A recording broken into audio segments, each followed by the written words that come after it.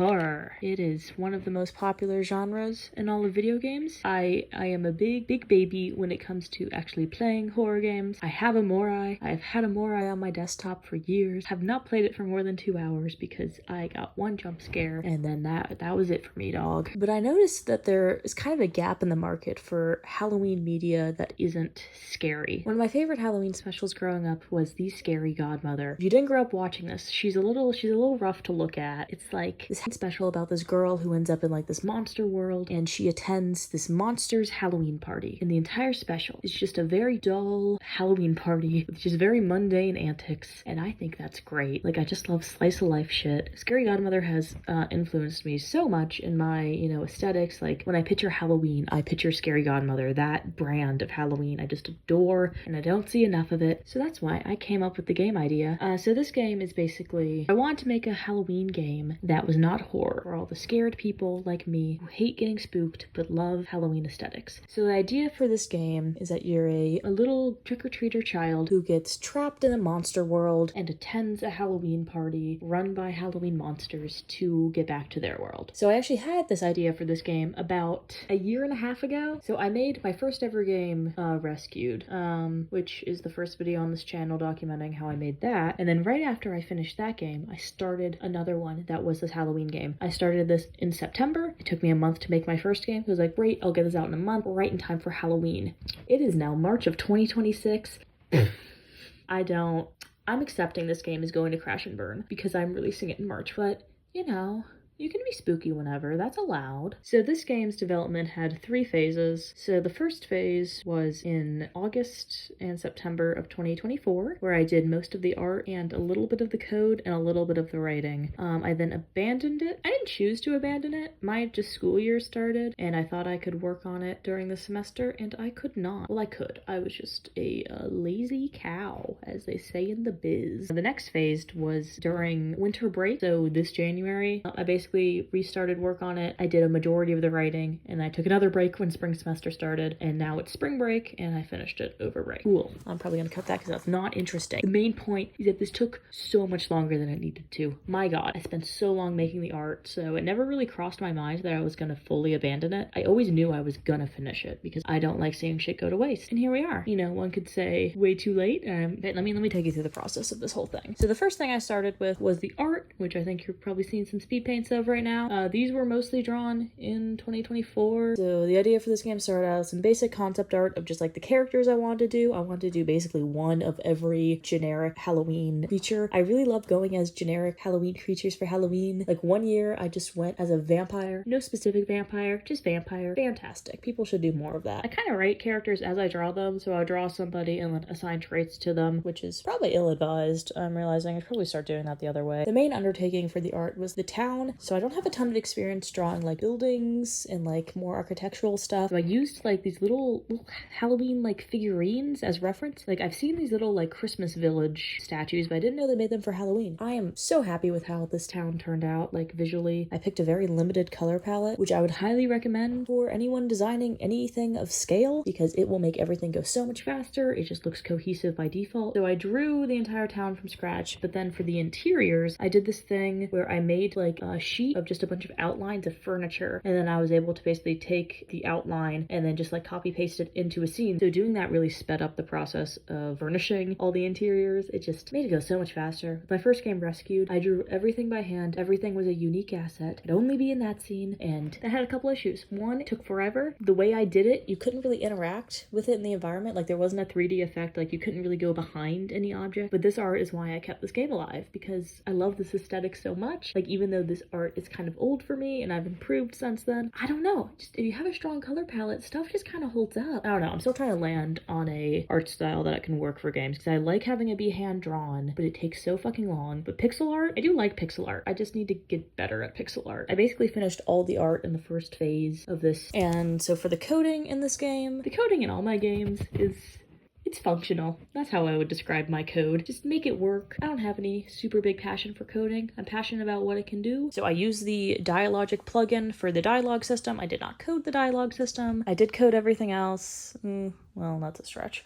So the first thing I did was get the dialogue hooked up, which was not hard, and then I knew I wanted to have an inventory system for the game because the whole game revolves around you doing quests for all these spooky villagers. So I wanted like items to track so that you could use them for quests and stuff. First thing I did was kind of create the quest system that would be able to tie into the dialogue system, and then the quest system also had to tie into the inventory system because it would all be interacting with each other. And so I followed this tutorial on YouTube. This tutorial, it did not work for my game very well, or I didn't follow it well. The tutorial I followed was like for like a survival game. I chose an inventory system that was way too complicated for what I was actually doing. So basically throughout almost the entire development, I was just wrestling with the inventory system because like different aspects of it kept breaking. Like I did not test it properly at all when I first implemented it. So it was like the bane of my existence for most of development. But it, you know, by phase 3, it basically worked. So that's all you can ask for. Yeah, the coding is not much in this game. I do like coding. I like the process of it. It feels real good when things work. Like I was very proud of myself. I made a system that I could use a dialogic trigger to get a character to move at a specific point. It's very basic stuff, but I was proud of it, goddammit. The bulk of this game's development, besides the art, was probably spent on the writing. So there are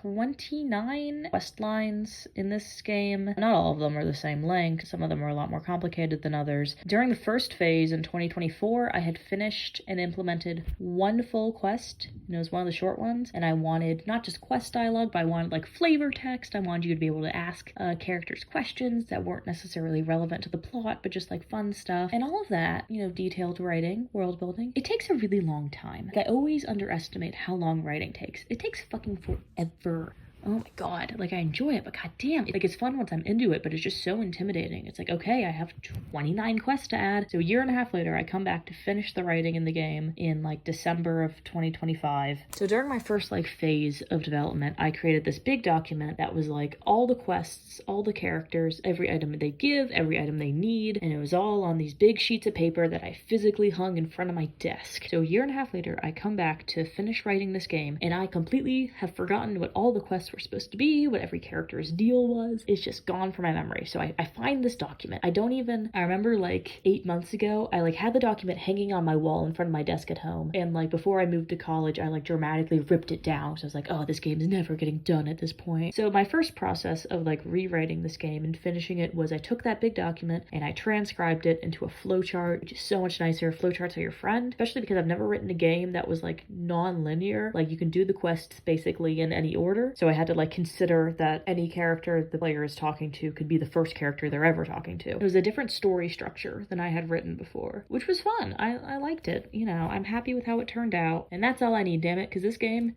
it's not going to succeed. I've accepted it. I sent it off to its death as soon as I released this bitch in March. Transcribing this took like a day. It was not cute, and I also had to like remember, like the descriptions I had written for each quest were really vague, so I had to like reconstruct what I was even thinking and completely rewrite quests because they didn't make any sense, or I had no idea what I was trying to convey. But kind of coming back after such a long period of time let me have like fresh eyes on the project. I could kind of see like from an outsider's perspective, does this plot make sense? And I was able to see no. So I hopefully fixed it. Like that's a fear I always have with writing, that I'll create something and then just literally nobody understands it. Also, one of the consequences to taking very large gaps in working on this, I had to change elements of the plot because of real life events. Most notably, I'm gonna make this short because this isn't interesting to anyone but me. I knew this girl that was super, you know, a big supporter of my game. She would play test them and she was like, oh my god, you should put me in your next game. I was like, sure. So in this game, I made a character that was based off her and named after her. Things happened with that girl. We don't talk to that girl. So now I just have this character that I already did the art for, already named, already coded files with her name in it. So I had to rename the character and kind of change the plot a little bit. Also during phase 2,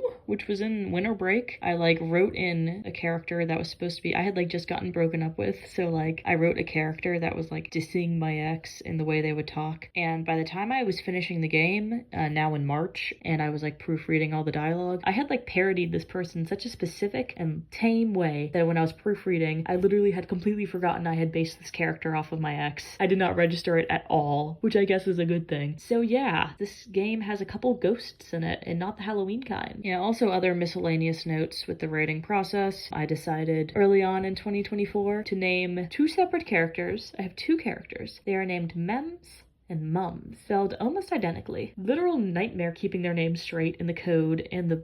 Why did I do that? Why did I not change their names? There were solutions to this. I took none of them. There's also a quest line that was one of the first quests I conceived where a character is really trying to get a bottle of absinthe. I have never had absinthe. I just have a weird obsession with absinthe. I saw an episode of the IT Crowd as a kid where the vampire-ish character asks for absinthe, and that's just been stuck in my head ever since as just the spooky people drink. I don't know if that's just me. Moving on. So at the end of the game, once you actually get into the vampire party, you have to do a bunch of kind of mini quests for a bunch of the guests, and I wrote a lot of these quests back to back, and I was kind of going insane by this point because all the quests were short, and they were so short that I felt like I didn't want to spend a lot of time making out a fun character. It was you're only going to talk to this person for 5 minutes total, so why bother? So I got really burnt out writing a bunch of these really short quests back to back because they all felt samey. I'm fine with them now, but they don't have the same sparkle as the early game quests do to me. Also, I didn't do portrait art for a lot of the party guests, so that also make them less special. I did a portrait for a fucking crow that shows up for 2 seconds, but I did not do any portraits for the party guests. Crying shame. So on February 22nd, I finished writing all of the quests. I still needed to write the intro cutscene, the ending cutscene, and do a bunch of miscellaneous things. I had to add sound and menus and all that jazz. So I finished doing all that on March 9th.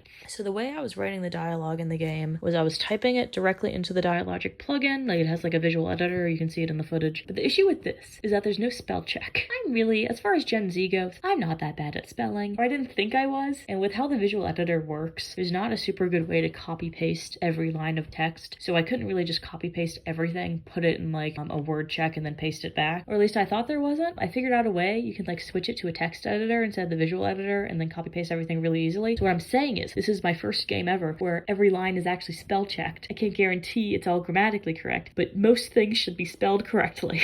So the bar is high. We're a real game dev now. We know how to spell acquired. Literally every time you got a new item, it said acquired a pumpkin. I spelled acquired wrong 3/4 of the time. I'm so glad I ran this through a spell check because I was just gonna leave it like that. So the last thing I did was coding in the menu, which was really easy, and then the bug testing, which went so smoothly. My god. As far as this goes, there might be a bunch of huge hidden bugs I'm not aware of. I did not thoroughly bug test. So the game takes maybe, oh my god. The game takes maybe 20 minutes to complete. There's a very high likelihood that I go back to this game and add some shit to it and then re-release it for Halloween because, listen, I'm so glad this game is done, but I put a lot of effort into it and I would like more people to see it, and I feel like it's got a better shot of actually coming out at Halloween. No idea what I'm titling this video, by the way, because people are extra not going to click on a Halloween video right now. The amount of time it took me to make this game is not necessarily reflective of the complexity of it. It's cute. That's how I describe the game. It looks cute, has a cute story, couple ha-has.